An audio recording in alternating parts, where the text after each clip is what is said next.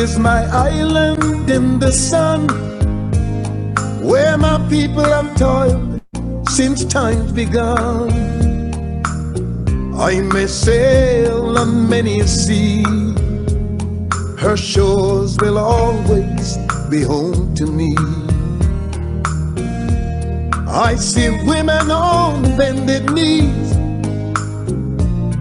cutting cane for the families. I see the men at the waterside, casting nets at the surging tide.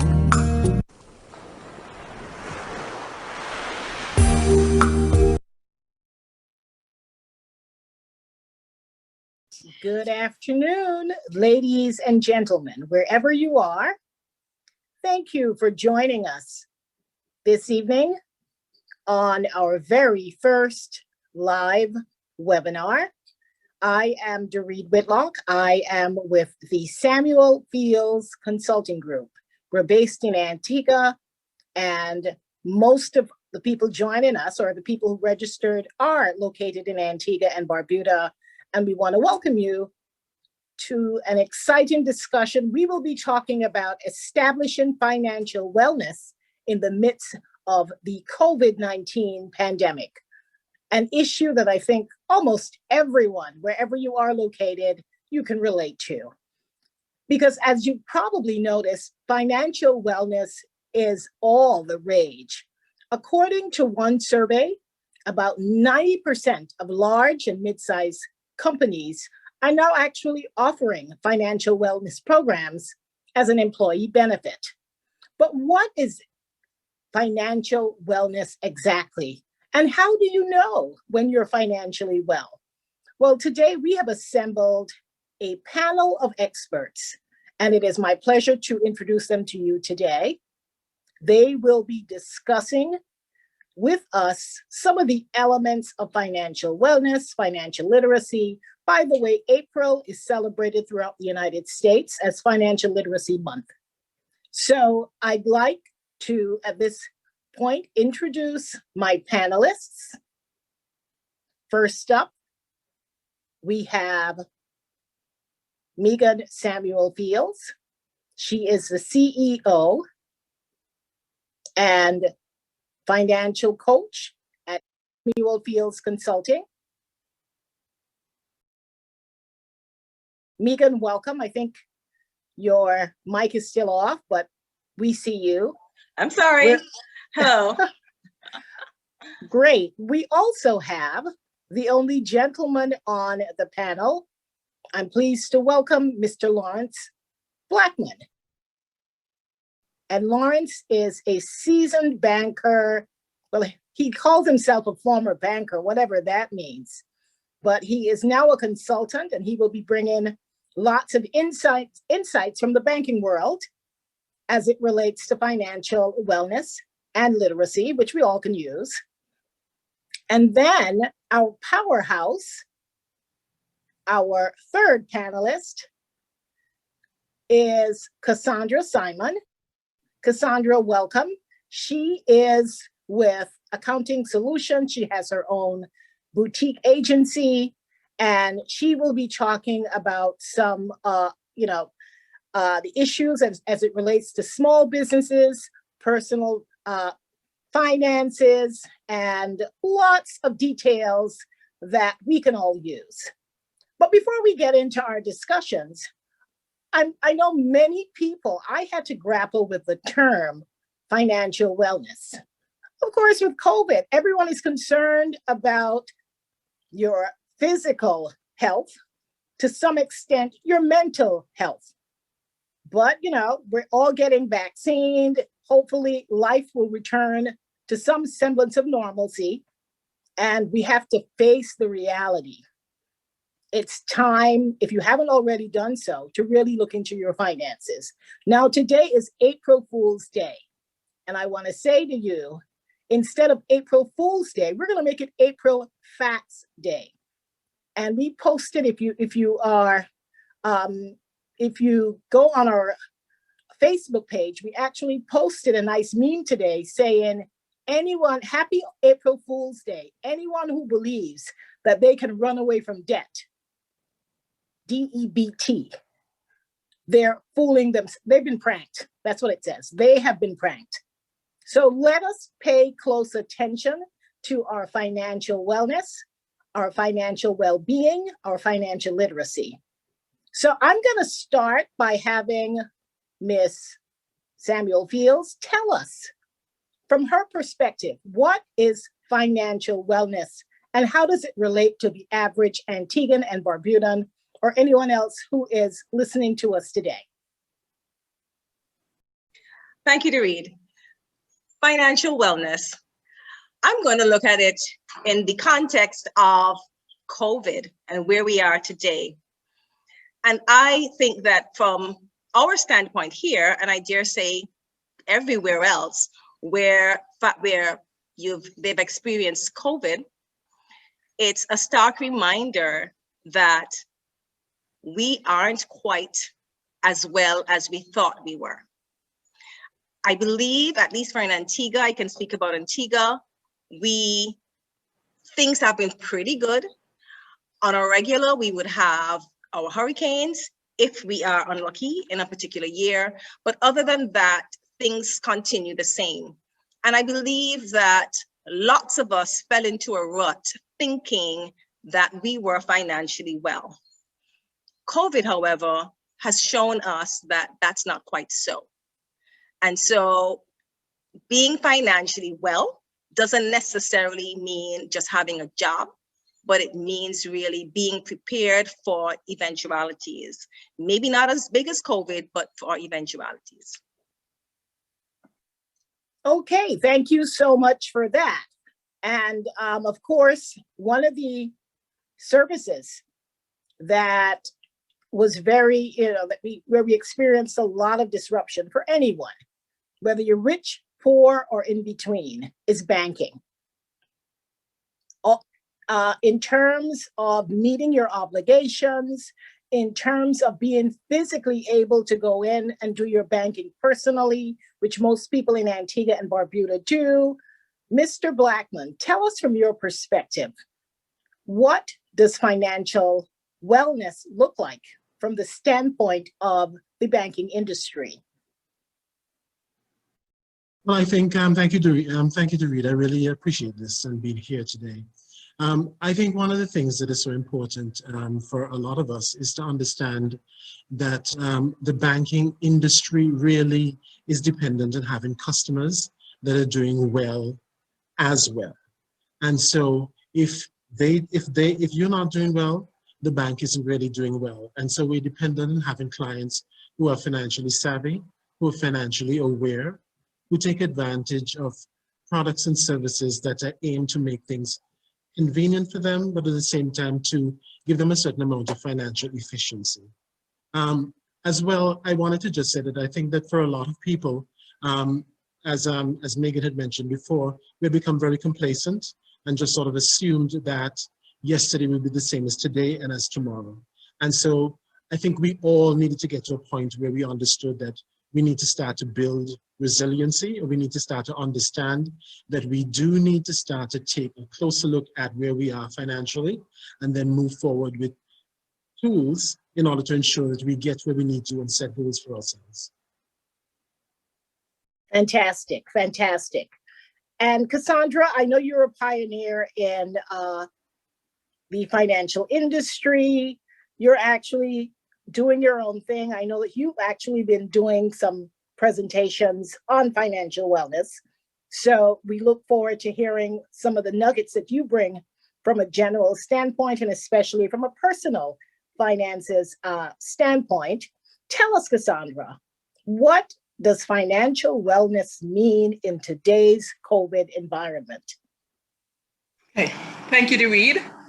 For me personally, if I was to say I'm financially well, it would be not to have stress due to my finances. Now, stress is unavoidable, but I don't mind having stress caused by my children, stress caused by the fact that I'm a little bit overweight, because obviously during this lockdown, I ate a bit too much, too fast, and too late in the evenings. But Financial wellness to me means that I'm not stressed over my finances. I can meet my bills, and hopefully when COVID is over, I can take a trip. That is it to me.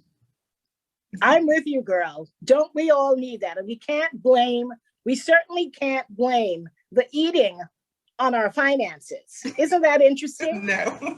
You know, Or if I didn't have finances, I wouldn't be eating. Well, I listened to a discussion a few days ago, and they were talking about that.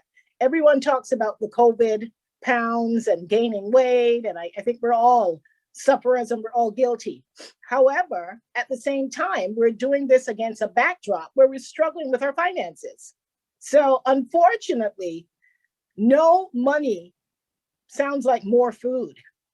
But that's for another webinar. That's for a different discussion. We're here to get everything sorted out, to give our participants, the people who've joined us, some really great advice to help them carve out a roadmap to begin to plan for the future, whatever that looks like, because I don't think anyone really knows.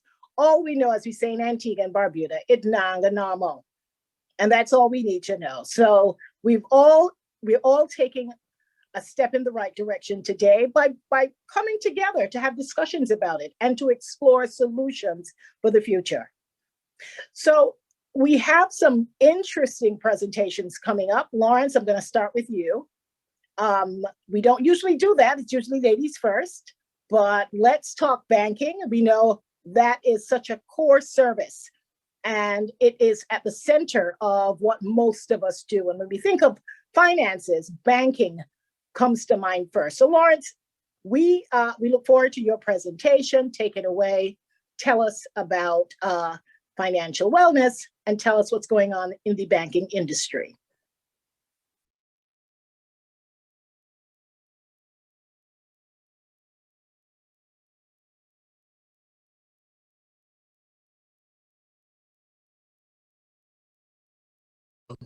Thank you, derede. Good evening. I'm really pleased to be part of this important webinar on financial wellness. So, financial wellness, what is it? Simply put, financial wellness is taking care of yourself and your family, providing for your current and your future needs. So, what are the steps to achieving financial wellness? The first is savings. This pandemic has taught us that we can't assume tomorrow will be the same as yesterday. We need to be resilient. We need to be prepared. Pay yourself first. Experts suggest that income should be put aside monthly of at least 10% and work towards having an emergency fund of about 3 to 6 months in income. But the important thing here is whatever you do or whatever you earn, put aside some of it for a rainy day. Start now and be consistent. Next is budgeting. This is where we critically assess how we are managing our financial health.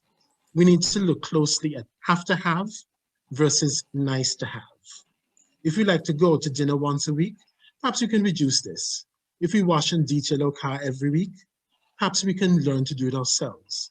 It's important to look at all our expenditure and ask tough questions. Once you have your budget, stick to it. The next is planning. And in this case, we're planning for retirement. Some individuals are lucky enough to have a retirement plan at their workplace, but a lot of people, that's not the case. They will need to look at a supplemental form of income in order to get through to their retirement. Some of them have Social Security, but this may not be enough. The best way is to talk to an insurance provider to get an annuity or an endowment plan, or even an insurance policy.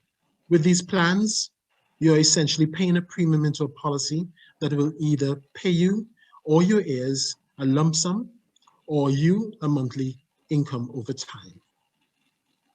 One of the next steps we need to think of is protecting your assets.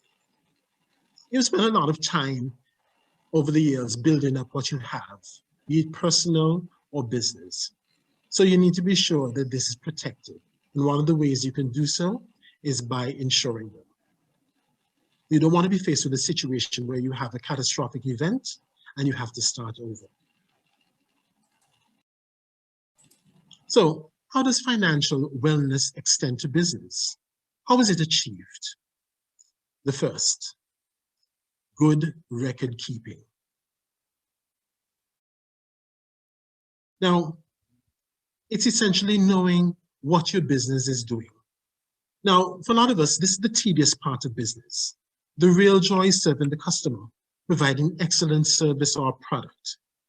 But this is absolutely critical that your business is meeting your goals and its benchmarks. So we need to be in a situation where we have good record keeping. One of the other areas is flowing all of your revenues through your bank account. Some business people don't. They go out, they take money that they would have gotten for a client or whatever, take it out of the bill and go down the road and have lunch with friends. Now, the important thing here is passing everything through your business account. It's an easy way to see what it is that the business has been doing and what it has been expending. Right? The other part of this process here is setting goals, evaluating your progress, and being accountable. Now, a lot of us would set goals in terms of sales, productivity, or profitability. You need to evaluate what it is that you're doing so that you can course correct over time. You don't want to have a situation where at the end of the year you're going, oh my gosh, I didn't meet these targets, or I didn't meet my profitability targets. This needs to be an ongoing process where you're absolutely evaluating on a monthly basis or a quarterly basis.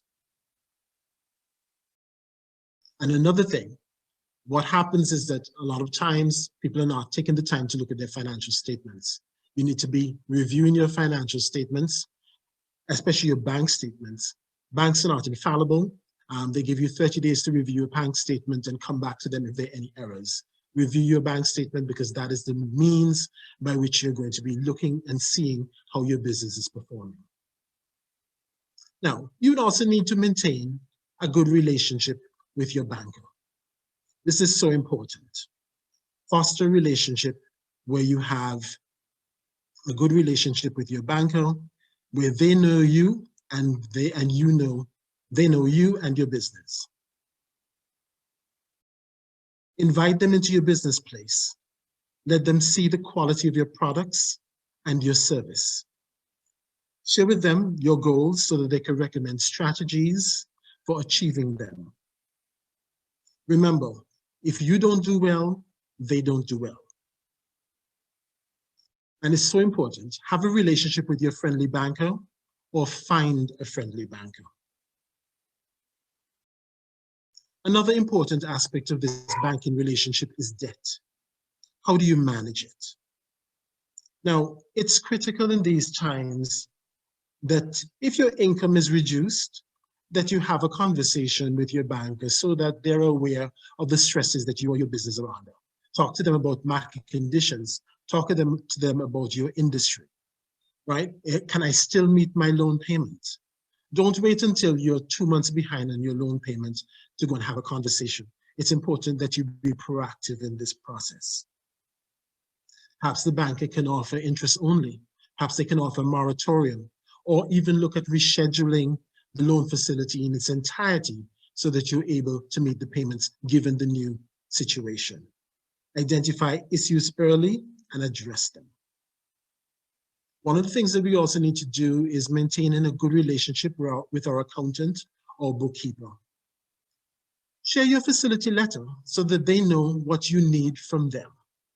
A lot of times you have an arrangement with your bankers. They're going to provide you with a facility letter which outlines what you're required to do in order to properly service this arrangement, what you're required to pay, the ratios or covenants that you need to meet. Your accountant or your bookkeeper can help you to achieve those. And you need to be in a situation where you're sharing information on your business, bringing your bank statements to your financial provider, your accountant or your bookkeeper, so that they know that they have the information needed to prepare the financial statements in a timely manner. This is so important. Value the accountant's time. Don't just show up at the last minute and say, I want financial statements. Oh, And by the way, they need to show a profit. So critical, so very, very critical. Another area is maintaining a good relationship with your lawyer. Now, it's important to get good legal advice and proper legal advice to protect your unique processes or your materials. You don't want to be in a situation where you hire someone what has happened is that after training with you for about 5-6 months, they go over and completely duplicate your business product and become your competitor. You want to have a conversation with your lawyer, indicate what it is that you're concerned about, and make sure they're in a position to protect you so that you don't have to deal with situations such as that. Another area you want to look at as well is to have good relationships with your suppliers. You need to know that your suppliers have what you need to produce your goods and services when you need them. Understand and develop that relationship. As a matter of fact, the more that you do so, perhaps you might even be able to develop a relationship where you're able to secure terms which will help with your cash flows. And so, in terms of takeaways, what you need to be doing is you need to be disciplined in your personal and business endeavors. So very, very important. And you also need to critically evaluate every aspect of your revenues and expenditures. Now is the time for you to be very, very sure about what it is that you're spending so that you are on a very clear path and you understand where the business is going or where you are going personally. Now, don't be afraid as well to make tough decisions. This is so important. Be proactive. Don't run from issues. Confront them. And don't be afraid to seek help from professionals or mentors within the industry. Thank you so much for that presentation. Very detailed. I learned so much about banking. What I heard you say is that all is not lost. To quote you directly, you said, if you don't do well, they don't do well, meaning the bankers. So people, my people, we all is not lost. We still have an opportunity to negotiate with our bankers. And so this is a time for discipline. This is a time to evaluate. This is a time to negotiate. So I thank Lawrence for his presentation. We are going to move over to Cassandra Simon. Cassandra is going to tell us a bit about personal finances, and she's going to look at the perspective of small businesses. So Cassandra. Excellent presentation, Lawrence. And I'm so happy you mentioned the accountants and not coming to me last minute and expecting exactly. You know them well. My clients are probably your clients as well. So I'm Sure. looking at the financial wellness from strictly a personal point of view. And I borrowed this definition from a lady, Liz Davidson. And the essential parts of it that I like, I have highlighted. The fact that your financial wellness should have you at a manageable level of financial stress. And also that your plan should be ongoing. Too many of us think that we set a plan 10 years ago and it's still relevant today. If one thing COVID should have taught you, that what happened yesterday is not relevant in COVID, and it probably will not be relevant post-COVID. Now, I feel the first step in getting financially well is to change your mental perspective. And this is a post I had on my Facebook page, and one of my friends commented. It spoke about a single mom who reached $750,000 savings in 4 years. And my friend says, oh, she can do that because she's in the US, but that could never happen in Antigua. What this mom did, she became single through divorce. She sold her 5-bedroom house and she went down to a 2-bedroom, which means her 2 children had to share a room.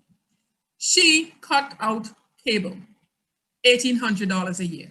She reduced her cell phone plan by switching to a cheaper option.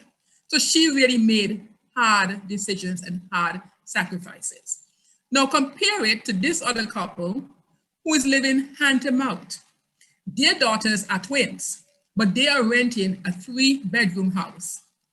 Being that their daughters are twins, I feel that they are more suited to renting a 2-bedroom house and having those children share.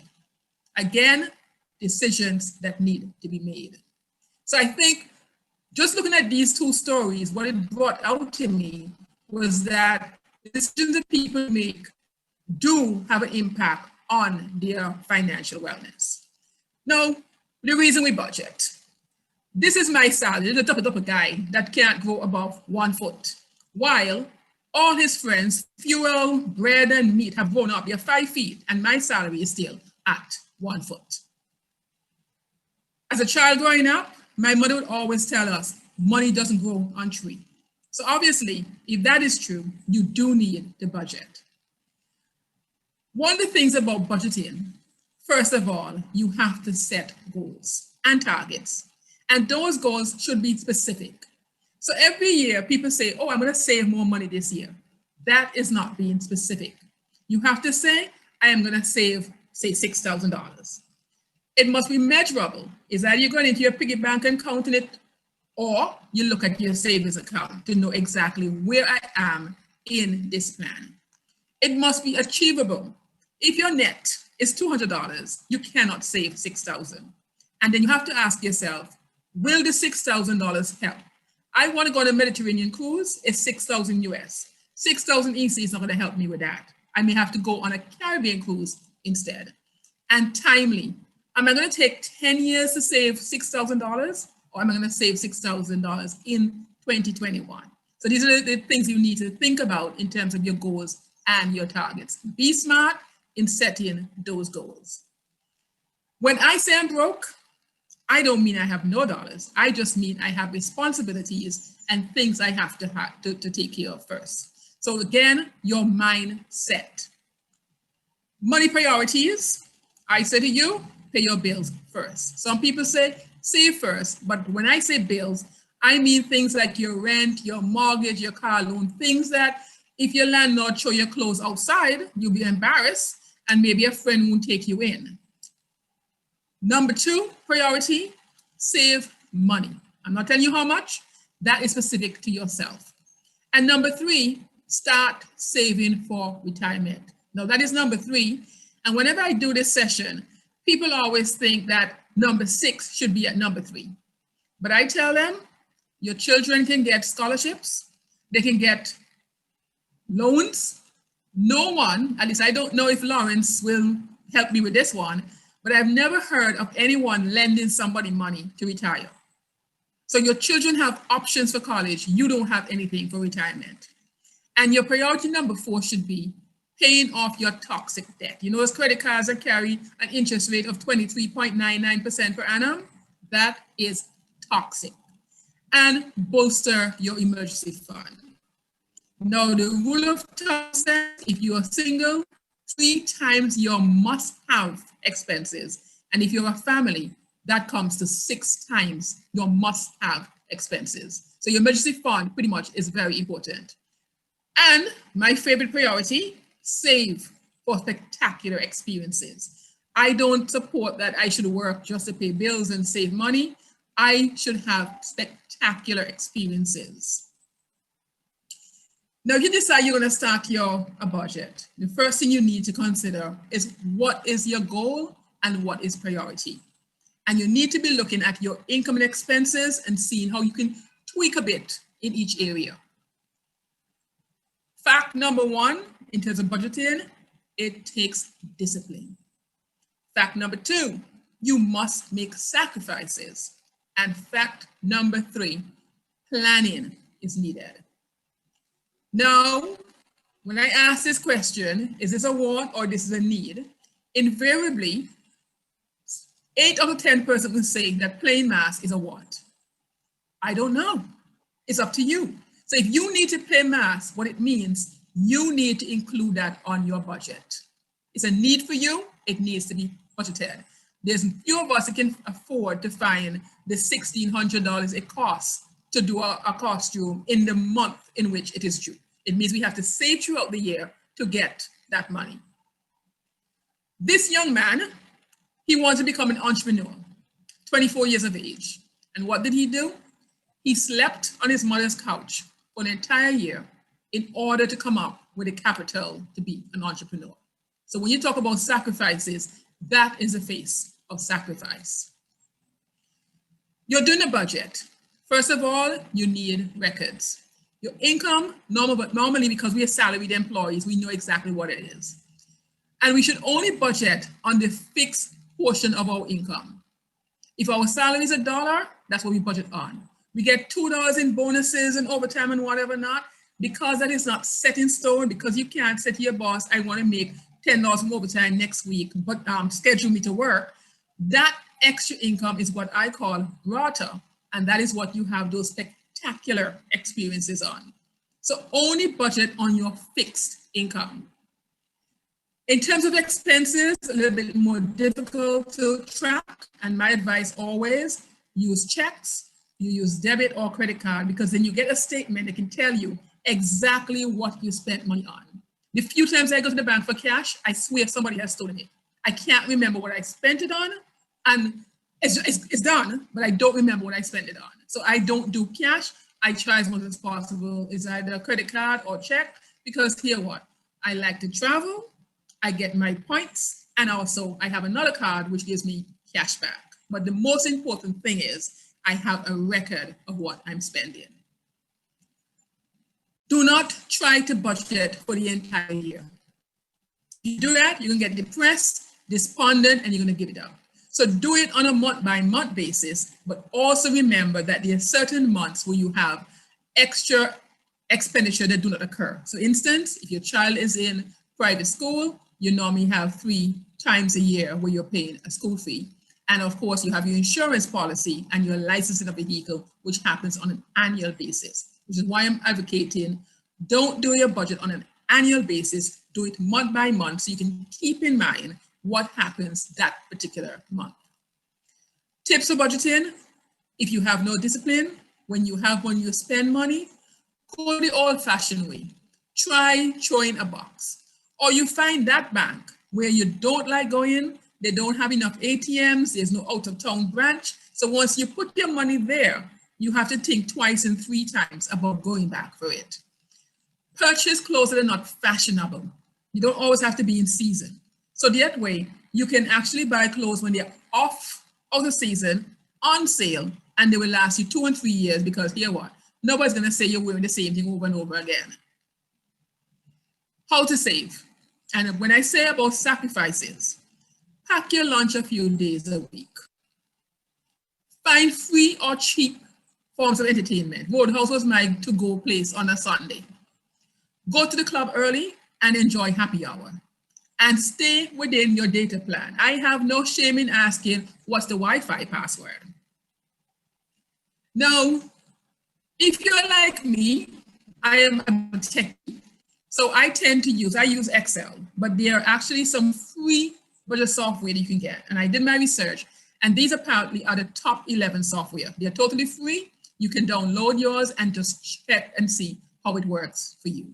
And finally, what I want to leave it with, my mentor, he doesn't know me, but I know him well, Warren Buffett. And I find his tips, I mean, he's a millionaire, billionaire, so obviously it must work. And his tips are things that I have lived my life by. And one of them, the very first one, never depend on a single income. Make investment to create a second source. Now, persons may think investment refers to buying shares or investing in the stock market, whatever. But it could be investing in your education. So you can offer a consultancy. The second thing is, if you buy things you do not need versus what you want, soon you will have to sell things you need. Do not say what is left after spending, but spend what is left after saving. And that is where the discipline comes in. On taking risks, again, the investment question, never test the depth of river with both feet. On investment, do not put all your eggs in one basket. Our grandparents told us long before Warren Buffett, but obviously if he tells me that, I'm following it.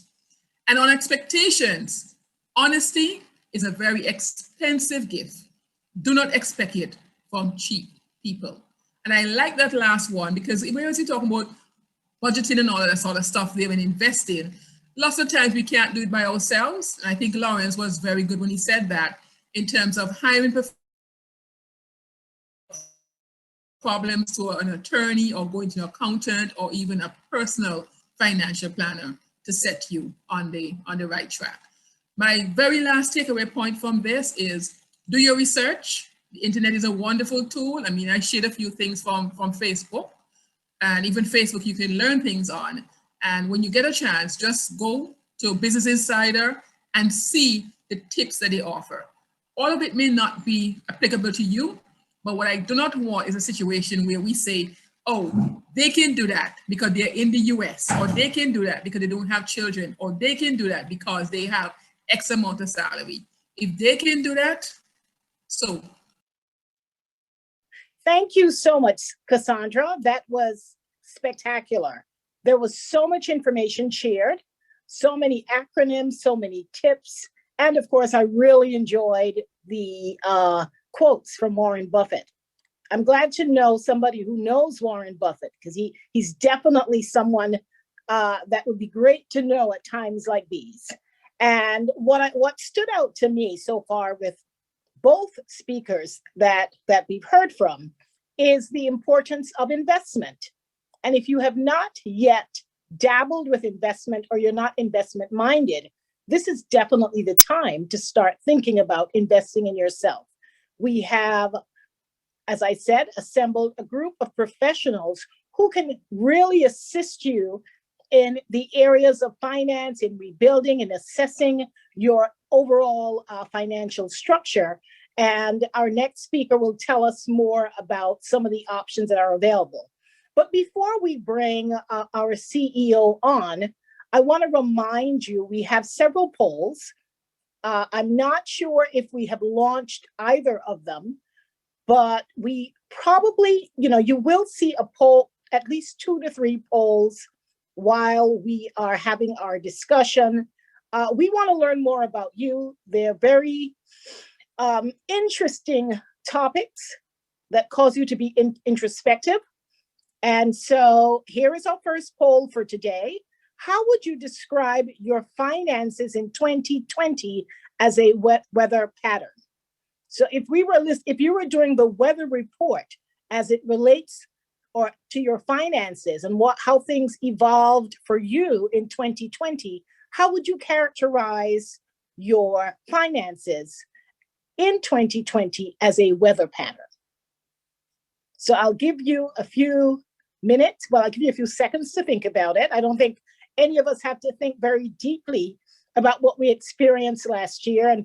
And for most of us, we continue to experience, I guess, a similar weather pattern. So I'll give you a few seconds to pick the choices that we've laid out that best characterize the state of your finances in 2020. And to our IT guy, if you can put them back up on the screen, let's just go through them very quickly.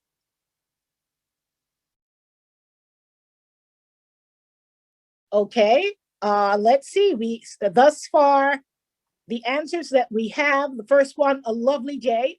We have 5% of the people saying that their finances would be characterized as a lovely day. 58%, a plurality, say fair to partly cloudy. That's good to hear.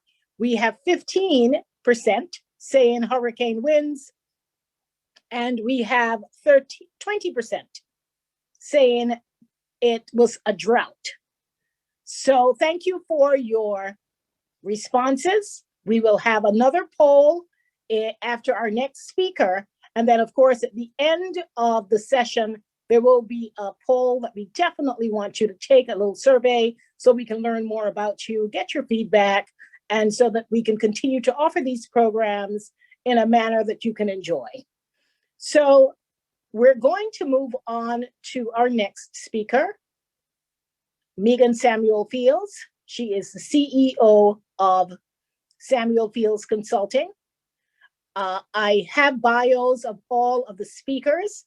But in the interest of time, we will put the bios on our Facebook page so that you can review them. The time is, I thought about it and the time is slipping by.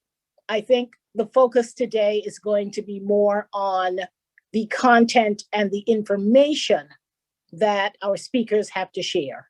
So at this point, I'd like to call on Megan SamuelFields, the CEO of SamuelFields Consulting, to bring her presentation. I also want our participants to begin to post questions. If you have questions for any of the participants, any of the content presented here today, you don't have to wait until the end. We will answer all questions at the end. However, begin to post your questions so that we can facilitate as many of them as possible. Ms. SamuelFields. Thank you so much. I really, really enjoyed these two presentations. They were on point. They were very informative. And I'm sure all the persons who have attended, I'm sure you would have picked up a few tips along the way. These are the things we need to look at if we want to ensure that we maintain financial wellness, or as we achieve or we strive to achieve financial wellness. So as derede indicated, I am the CEO. I'm the CEO of SamuelFields Consulting Group. And I'm going to use the next few minutes just to explain to you or bring to you what our range of services are. We offer accounting and financial services, receivership, bankruptcy, and insolvency services. We also offer legal services, business restructuring and turnaround services, strategic planning and policy development, personal financial management. And these webinars that we're doing, they're actually under that umbrella, where we are going to be showing how you can maintain your financial stability and financial wellness through personal financial management. We also have our newest service that we're offering, which is called Legacy Protection Services. And I know at least one or two of you are saying, legacy? What legacy? And really, we all have a legacy. What is it we want to leave for the next generation, for our children or for our grandchildren? And what we are doing at SamuelFields Consulting Group, or SFCG as we call ourselves, we have put together a package where we offer to you to provide assistance if you are looking at managing your properties that are here, whether you are looking to acquire property, and this in particular is for the persons in the diaspora. I know we've had quite a few questions coming from the persons in the diaspora who are actually asking for assistance in looking at their actual property that's really here. How can they from overseas manage their properties here in Antigua? And so the Legacy Protection Services, we will assist by ensuring that first off, your legacy is protected, and we would have discussions with you about making a will, because that's very, very important. We will also assist in maintaining your property taxes, maintaining your actual property. If there are situations where you may have your parents or your family members who are in a home and they need to be taken care of in terms of the funds coming through, and you need a reliable source to do all of that, that will also be a part of what we're offering. So these are, in general, all our services that we have to offer.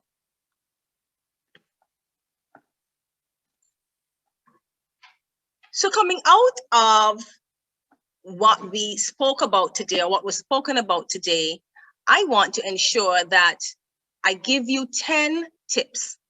And they're not big tips. So they're 10 liquor tips to swim through our COVID waters. At SFCG, we have declared that despite COVID-19, we are going to swim. We are not going to sink. And we really would want you to come and swim with us. And so the first tip is take stock of your situation. Be realistic. Stop pretending. It makes no sense to want lots of fancy stuff when you do not have the income to do so. So recognize the gap between your income and your expenses. It's always good to know exactly where you're starting. You know your starting point. Next, create a written budget. Cassandra did a wonderful job of speaking about budgeting, and it needs to be written down. Persons have said to me, yes, I have a budget. And when I ask, can I see it? I said, no, it's in my head. Write your budget out, so you clearly have a plan of how you are going to spend the income that you have. Commit to saving a little. It doesn't have to be a lot. Every time you get paid, commit to saving some little amount.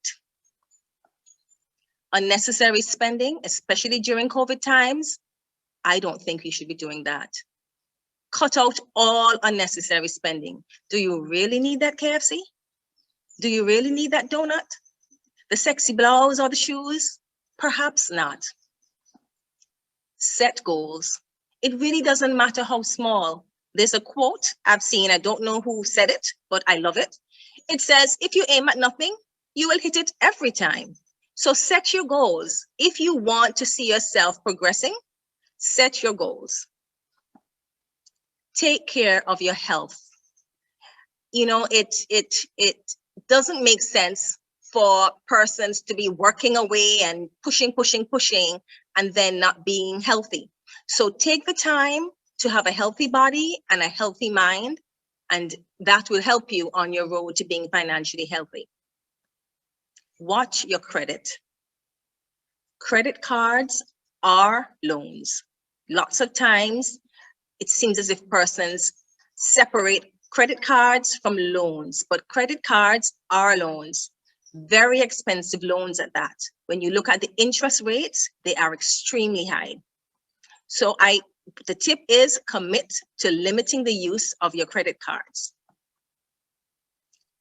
The next tip, live below your means, not above. What does that mean? Lots of times we want to live above our means. We want to have all the niceties. Aim to live below your means. That way you will have extra to save. Consider a financial wellness coach. This is someone who is an expert in financial management and will be able to guide you, keep you accountable with whatever plan you have set up for yourself. So a financial wellness coach is another tip that I highly recommend. And the last tip is take action today.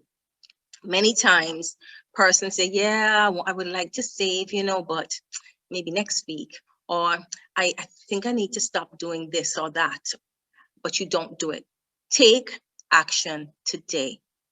And so these 10 tips I want to leave with you this evening for you to apply to your lives on a daily basis, and little by little, you will see progress.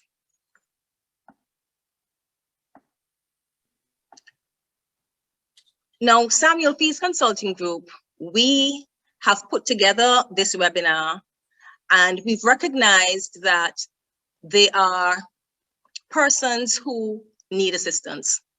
It's more than just saying, sometimes you need to have some assistance.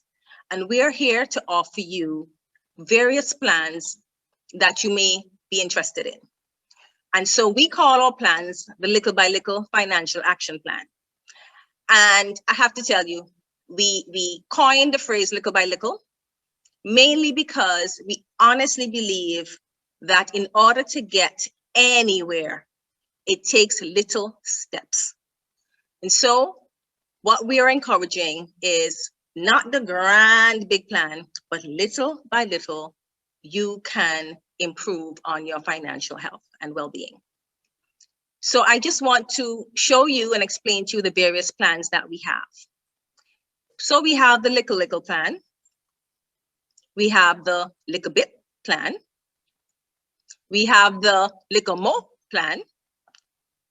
And we have the little but talawa plan. The little plan it consists of a consultation with a SamuelFields Consulting Group representative. This consultation, we will have questionnaires, have a discussion with you, get to know more about you and your financial situation, understand where the weak points are in your day-to-day financial plans, and also get a general idea of where is it you want to go. With that, we will have a planning session with you where we will work on your financial action plan, where you would have certain goals, and those goals are whatever you want because it's personal to you. Those goals will be SMART goals, specific, measurable, action-oriented, results-oriented, and timely. And then at the end, you will have an agreed action plan, which if you stick to it, you will see improvements. And the cost of the little plan is $900. The next plan is the little bit plan. So the little bit is the little plan, which, as I said, is the consultation, the planning session, and then the agreed action plan. But in addition to that, you will have a financial wellness advisor who will assist you for a month. So you will have 2 calls with the financial wellness advisor who will keep you accountable, who will ensure that you are following through with the things you said you want to follow through, and just give you the support you need. Sometimes we just need that little support to help us through. We then have the little mo package.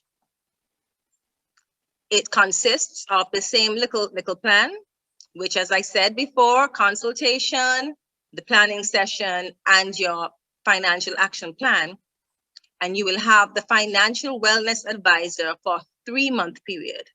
And every month, the financial wellness advisor will check in with you twice a month. So you will have 6 sessions with the financial wellness advisor, guiding, giving assistance as to how you can get back on track if you fell off track, and just helping you through this process.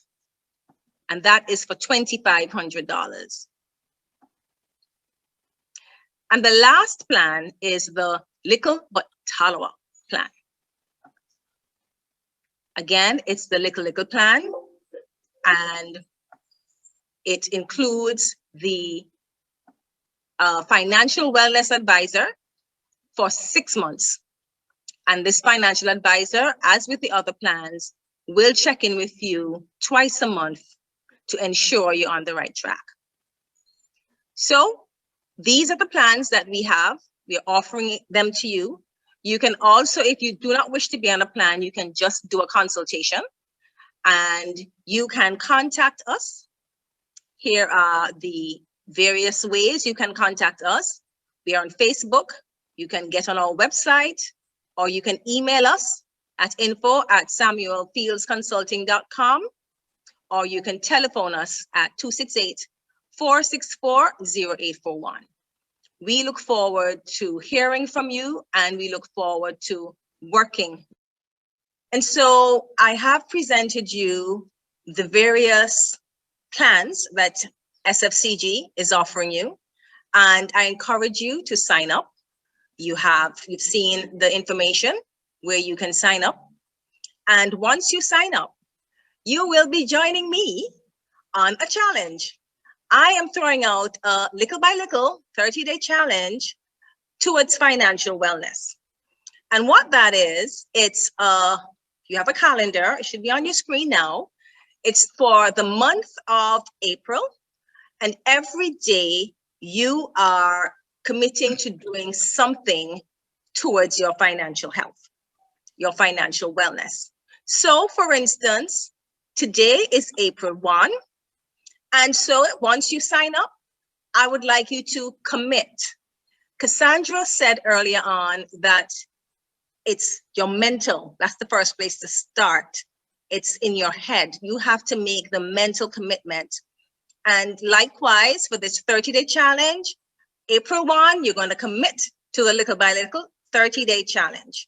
And as I said, each day you will have something to look forward to doing. And join me because I will be doing it. So, for instance, Good Friday, it's no meat day, and we're encouraging you to drink water. Then on another day, it's no KFC. So those of you who like to do the KFC, no KFC. On Sundays, what this calendar has, every Sunday, the start of a week, we have given you the mantra for the week. So we want you to start off in the proper headspace. So for instance, on the 11th, which is a Sunday, the mantra for the week is, I am a very capable person that can tackle all money obstacles. And you say that every day and believe it, and it works because it starts in the mind. On the 18th, that Sunday, we have the mantra for the week, which says, I have the power to be a financially successful person. That's awesome. That's powerful. So once you sign up, you will have access to this 30-day little by little challenge. And I really encourage you to join me on this. The other thing, once you sign up for one of our packages, you will get exclusive content for a particular period of time where you can get information that will help you along your financial journey, whether it's articles with information that can help you, or certain calendars, the calculators that Cassandra spoke about, that might help you, or other tips that will help you on your financial journey. So this is not you're gonna get a plan and then we turn our back on you. We want to help you every step of the way. And so you will be getting content for a particular period of time. It all depends on the package that you take. If you have any questions, feel free to contact us and we will provide you with the information that you need. So I'm looking forward to you joining me. We'll be on Facebook with this as well for those of you who join. And so looking forward. Thank you.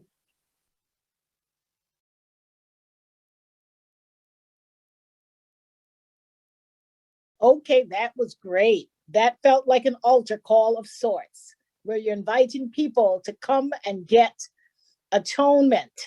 I had to bring that in as we are on the cusp of Good Friday. And I think that was an excellent presentation. We have lots of questions.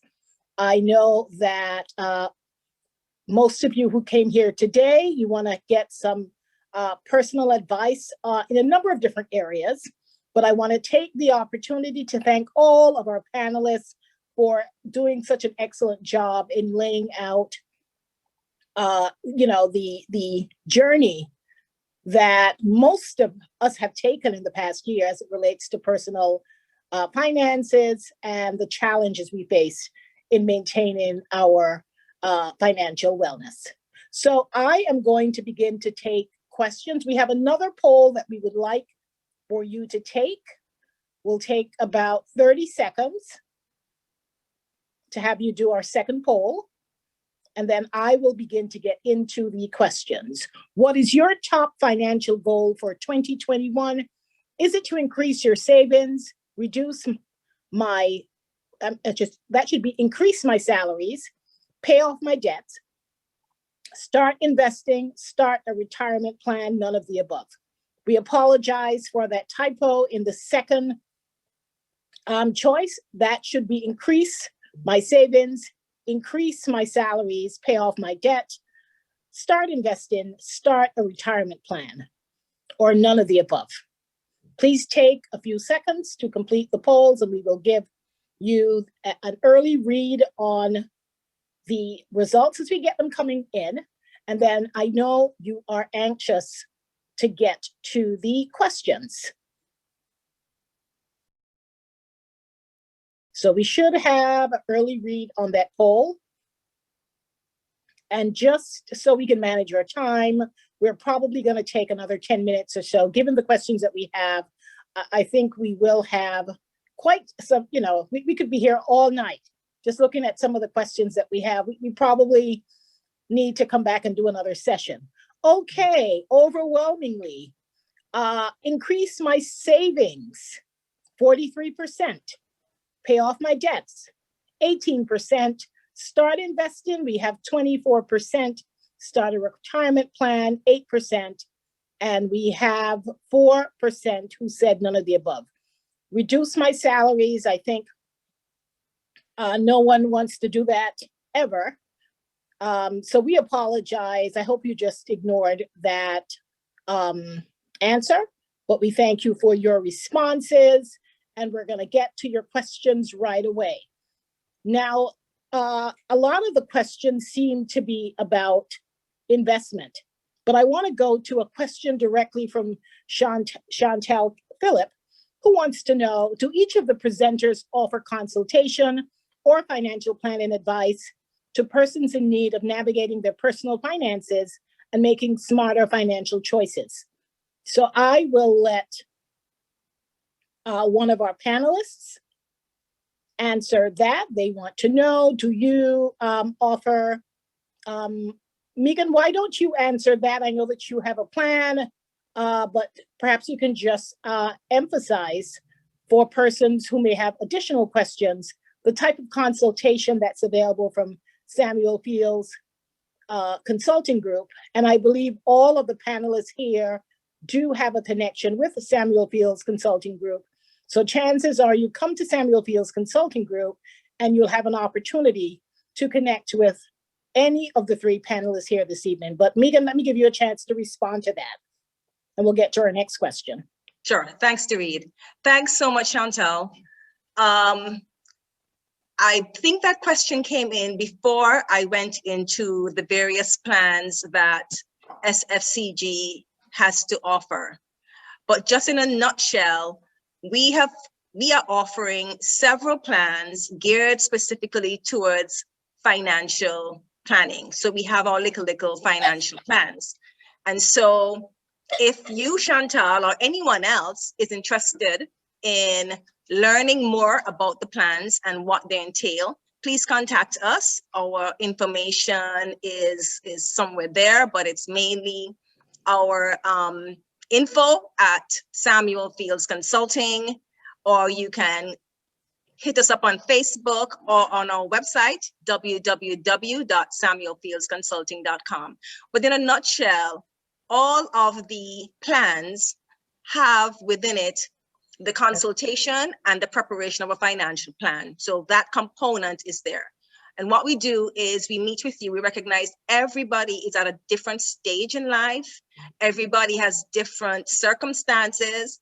And so it is very important for that consultation to happen. The other thing I want to say to you all is we are very confidential.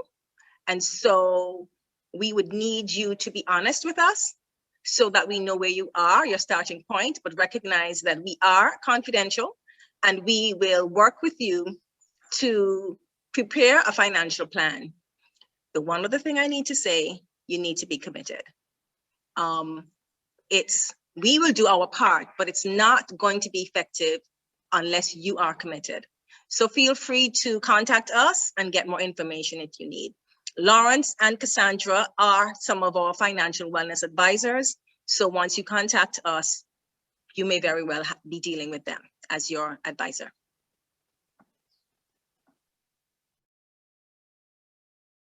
Okay, thank you so much for that, Megan. We have lots of questions.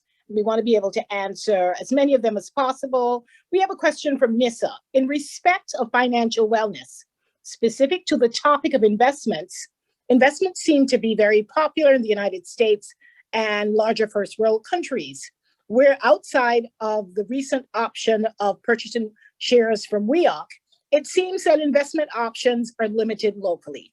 How can one find out about investment options available locally outside of insurance plans? Let me summarize that very quickly. This attendee wants to know, how can she get more information about investment options outside of WEOC, outside of what the insurance companies offer? How can she get more information locally about investment opportunities? Derede, let me speak on that a little bit. I think one of the areas that for investment that people need to understand, our markets are not as sophisticated perhaps as they are in the United States. So, you know, your journey to the stock market, you can pick and choose, you know, a variety of things and then perhaps use that as an avenue. That's fine. But here in Antigua, probably the most, the investments that we have here are people who are investing in property. Where they will have a property development, and then they will look to having the income stream from that over time as an investment. They're also looking to invest in small business or even larger business institutions as a means, as well as shareholders, and getting a return on the investment that they have. And also, we spoke about shares in companies. That is also a viable thing, but I would caution and always say that anytime you're talking about shares, you would also need to make sure that you properly review your prospectus, make sure that you get as much information, both that what the company has provided, as well as what's available outside on the net or elsewhere. Do your market research. And also employees, we always talk about, you know, getting financial advisors, people who would have a little bit more expertise in areas, consult with them before making rash decisions. So you always want to do that. And again, the variety of insurance products that provide you with income, returns, and it's always a good idea to explore those as well. Thank you so much, Lawrence. Research, if I may, research. I just need to add a little to that. Thank you so much, Lawrence. That is so true. The other thing I would like to tell Nissa and the others who might be interested in investments, there is what's called the Regional Government Securities Market, the RGSM. And on that market, you have treasury bills and bonds that are traded. If you go to the ECCB website and look up RGSM, you should get some information on these different securities that are being traded. So that's one place you can look. Within the ECCB as well, there's the Eastern Caribbean Stock Exchange. You can look at that as well, ECSE, Securities Exchange. So look for the Eastern Caribbean Securities Exchange, and you should be able to get some information on that as well. Or call SFCG and set up a consultation where topics like this can be explored in greater detail. But let's move on to the next question. We have, let's see, we have Mauricia Simon. What should one consider in terms of investing prospectively as a shareholder into an entity? She also wants to know what are alternative areas of income that you can suggest to supplement a main income stream aside from purchasing shares in a company. So she has two questions. She wants to know, what do you consider as far as making investments? And then also she wants to know, what are some credible sources of business that you can tap into to pursue your investments? Aside from purchasing shares, what are some of the supplemental areas of income that you can look to as far as investment? So I will jump in on that one, Derede. I saw her question, and the responses, a lot of questions are the same in terms of advice on investment. And I particularly like the fact that Lawrence indicated you have to do your own research. Now, there are several ways of making income in investment. There are several investment methods, and there are different levels of income returns. And obviously, the higher return comes with higher risk.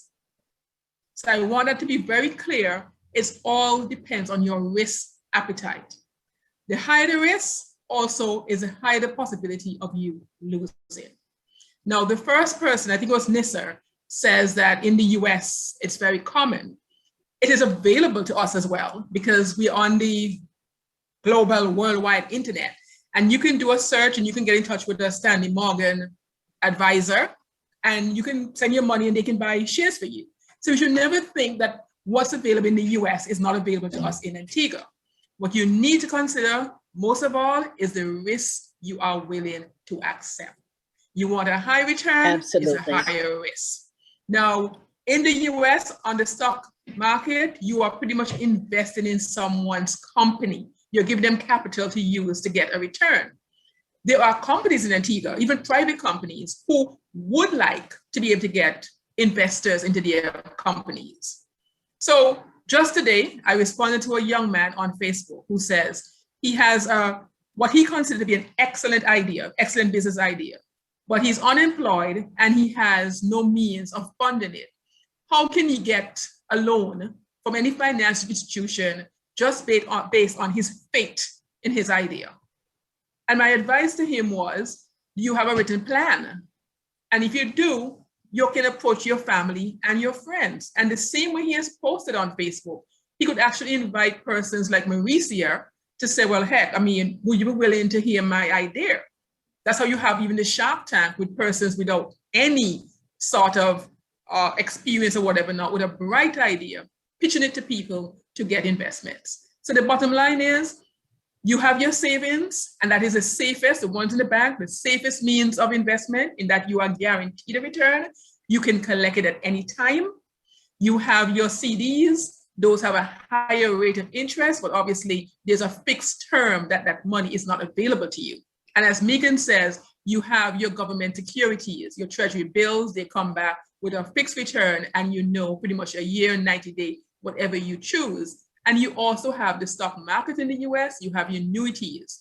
Now, one of the things I heard about income from shares, you have to be cognizant of the fact that once you're invested in those shares, the only way you get back the money you have invested is if you sell the shares. So that is really a very fixed investment. You are hoping that you get back dividends, but dividends are very much dependent on the profitability of the company and what their dividend policy is. So you definitely need to do your research.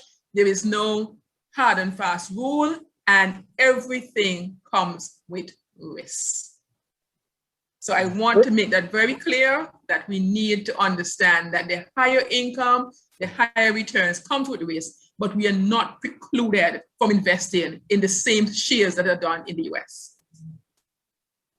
Thank you so much for that, Cassandra. I'm moving through, trying to accommodate at least one question from every person who's listed one. We have multiple questions from some attendees, and we welcome that, and we're happy that we sparked conversation, but let's see how many, we'd like to accommodate as many persons as possible.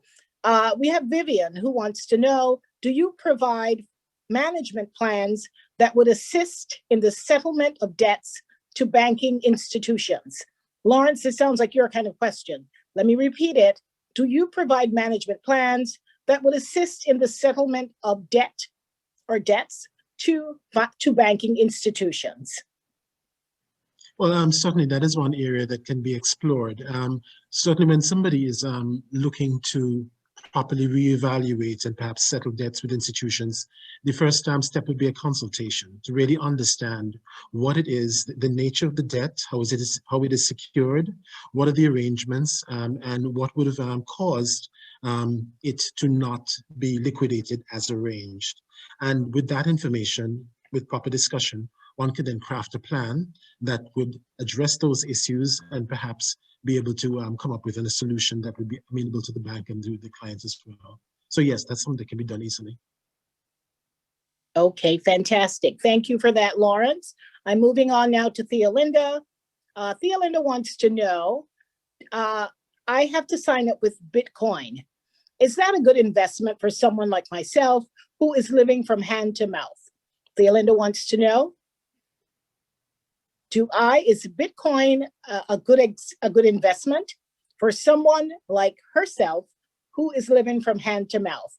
And folks, if any of you have to leave, we want to let you know we're going to be here answering questions for at least another 5 minutes. However, I would like our IT guy to post our survey question, something that we will ask you to fill out. And we ask that you take the time and just give us your feedback. We plan to have these types of sessions on a monthly basis. We want to be of service to the community and to be able to respond to all of your queries. So we would really appreciate if you would take some time to fill out the exit survey, give us your feedback on this session. We're looking to make these sessions even better, so we appreciate your cooperation in advance. So let's see, Megan, do you want to answer Theolinda's question about Bitcoin and whether it's something that might be a good investment for her? Sure. Theolinda, what I would say to you, Bitcoin, it's new. It's new to this area in particular. And so Cassandra alluded to it where she said, do your research. We would never say without knowing more, yes, it's a good investment, because an investment depends on you. And you've already said for someone living hand to mouth. So what I would suggest is you do your research or speak to a financial advisor who would be able to get more information from you, and then based on that, give you more advice. But it all starts with doing your research. Okay, moving along with some additional questions. I see there's an interest. So I'll consolidate some questions. There is some interest from a few of our attendees in terms of some of the areas of investment that are accessible to us in Antigua, aside from investment in education and professional development. In that same vein, someone else wants to know, are mutual fund investment options offered on island? So here's the question. Aside from education and professional development, are they mutual fund options in Antigua? So I guess that's a double barrel question, but I'm trying to move things along and see if we can get our panelists to answer multiple questions at a time. So Lawrence, do you want to take a crack at that? Well, I'd spoken about, property investment and company investment and the like and so on. So I think that is probably where we would need to explore in terms of mutual funds and the like, as Cassandra had indicated. The sky's the limit in terms of what we can access. And so we're not necessarily limited by the geographic boundaries that we are here. One can explore opportunities stateside or elsewhere. As a matter of fact, the mutual fund offerings in Barbados as well. So there are quite a number of opportunities available that we can do. Okay, great. There's another question, and I think we'll make this, we have time for 2 more questions because we're almost at that 6:30 mark and we want to be respectful of everyone's time. I just want to remind anyone, if you have to hop off, you can reach any one of our panelists here today at info@SamuelFieldsConsulting.com. Again, info@SamuelFieldsConsulting.com. If you have a question, a thought, a query, particularly about the services that are offered, please send them an email, reach out. You can call 464-0841 as well. They are waiting to answer your questions. Let's get on a path to financial wellness where we all need to be. Now, the question I was going to ask is, would you recommend selling some of your land assets to settle a debt, or advice on making an investment to bring the land asset to a rental income, which would in turn pay down the debt to bring it to a settlement over time? Okay, let me see if I can simplify that question. Would you recommend selling some of your land assets to settle a debt? That's one part of it. Or it sounds like bringing the land asset to a rental income to help pay down debt. So it ties into whether you would use land or property to pay off a debt. I'll take that one to read. Okay. Right. So the land asset is almost, I'm going to sort of compare it to shares, holding shares. And there are two things that you hope to get from investment in shares. Capital gains, in that you would have bought the shares, let's say use the public company, Antigua Commercial Bank. At one time when they started, I believe their shares were selling for $1 each. Now, those shares are selling for much more than $1. So it means that the persons who would have bought at $1 then would have made a capital gain if they sell it now. You're also hoping that that land investment can earn you income. So from Vivian's question, I get the impression that it is land that is not income earning. And while that land is not income earning, there's obviously costs in terms of keeping it clean, paying property tax on it on an annual basis. So it's a decision she has to make. Is the earnings from that land, and I'm assuming it's nil, is it gaining in value? In that if she keeps it for another, say, year or 2 years, how much does that land increase in value? And if it's a situation that it is increasing in value, I would advise her to keep it and sell it at a later stage. Now, if the situation with her loan is that she's not paying her loan and the interest obviously is adding up, she has to do a comparison. What is the gain I am earning, the capital value I'm earning for the land increasing in value, and what is the liability I'm also incurring from my loan going that high? Now, we are Antiguans and everybody know, they tell you land is king, don't sell land because obviously land. But to me, there's two things for holding land. It's like a share. It has to either increase in value or it has to be earning. And if it's not doing either or, my recommendation would be to sell it. But that's a decision she has to make. She has to examine it in relation to the area that the land is in, the annual cost of having that land, and the potential for that land to increase in value. That's really good advice. And we're going to take our final question. Most of our questions clearly came from people who are looking for investment opportunities. But here is a question that says, would you recommend making an investment? No, that's not the one I wanted. These things move. Where did this lady go? I am sorry. There was a question. It was probably answered, but it was probably answered already, but I wanted to at least verbally ask the question. It was from Denise, and she wanted to know, would you recommend or what service does SFCG offer to a single parent who is on a fixed income, obviously struggling financially? What options would you be able to provide for someone like that who is in financial difficulty? Megan, can you answer that? We want to make sure that we at least address all types of questions across the board. And I want to remind our attendees that we also have our online moderator who's answering questions directly. So hopefully you will get a response directly if you don't get your question aired. And of course, you can always follow up with one of our financial advisors or wellness coaches to get more information. So Megan, we have a mother who is a single mom I can relate to. She's having some financial challenges.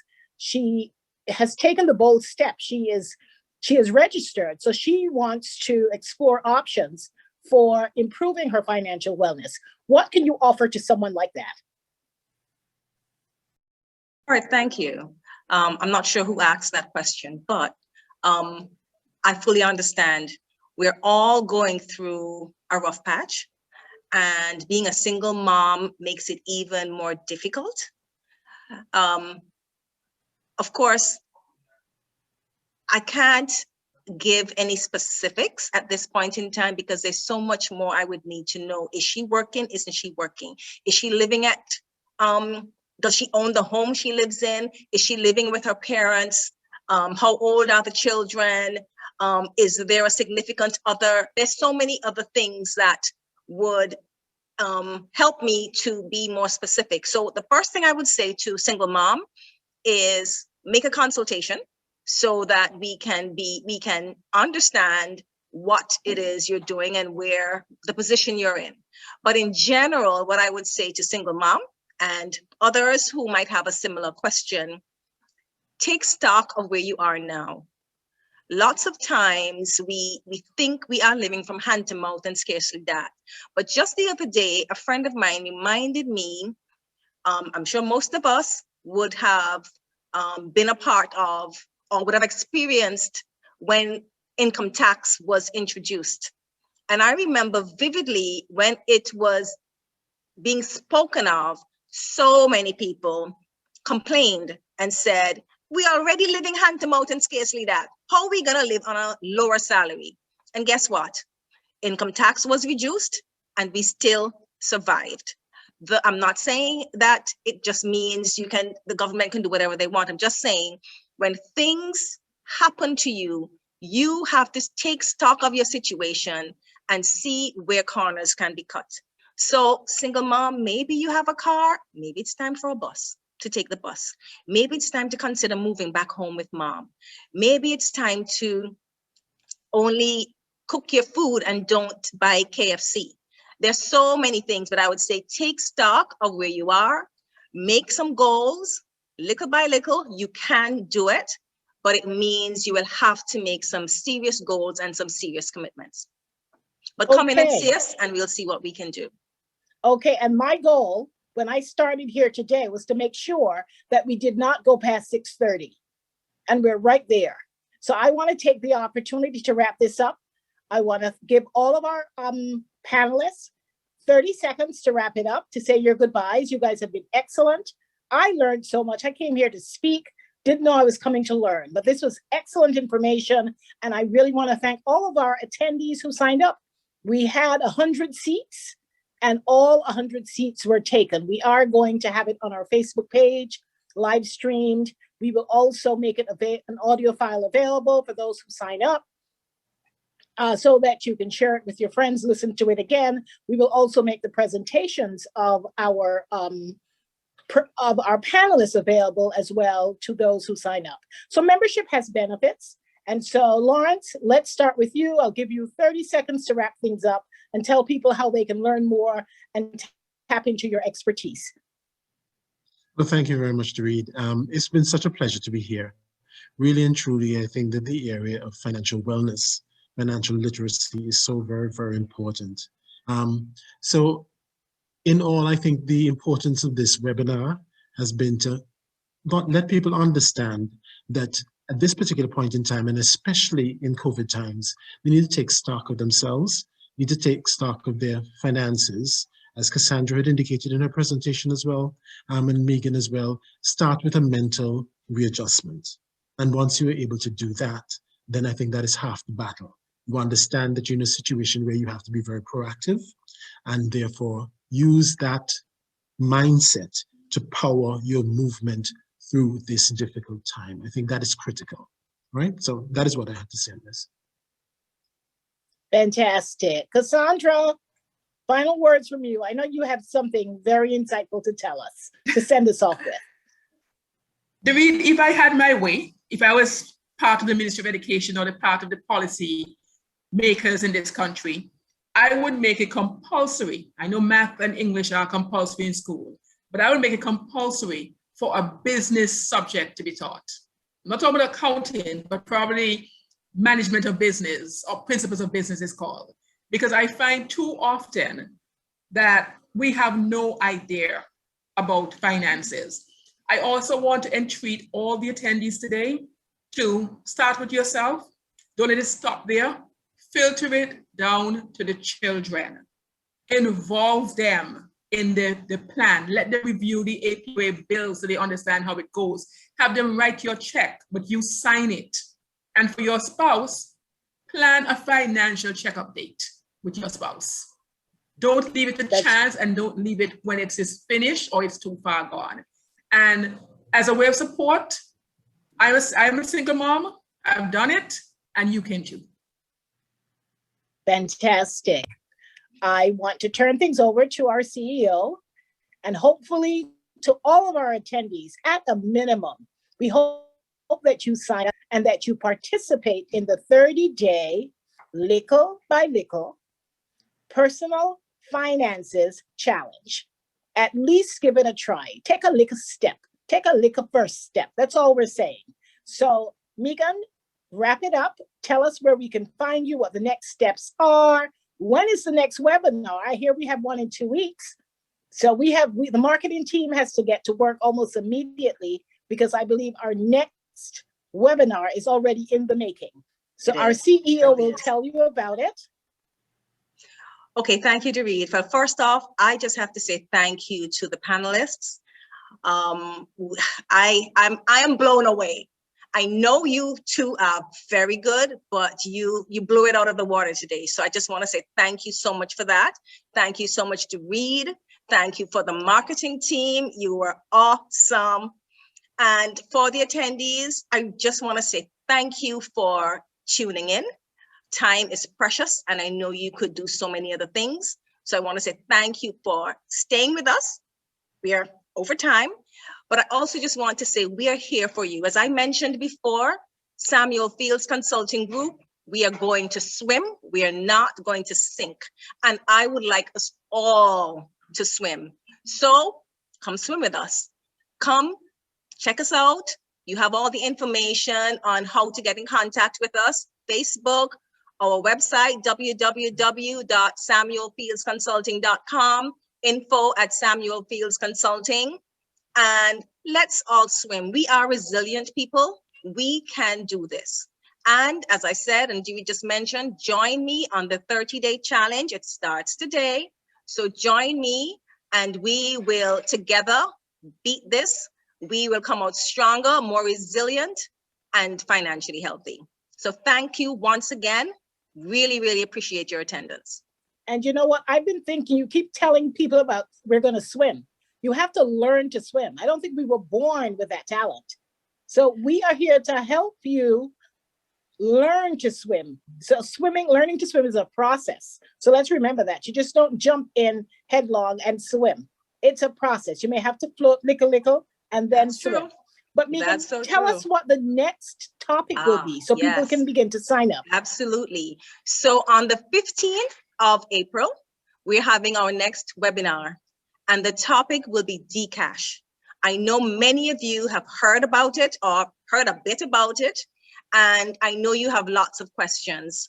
We are going to have a representative from the ECCB as well as someone from ACB, and we'll be talking about Dcash. What is it?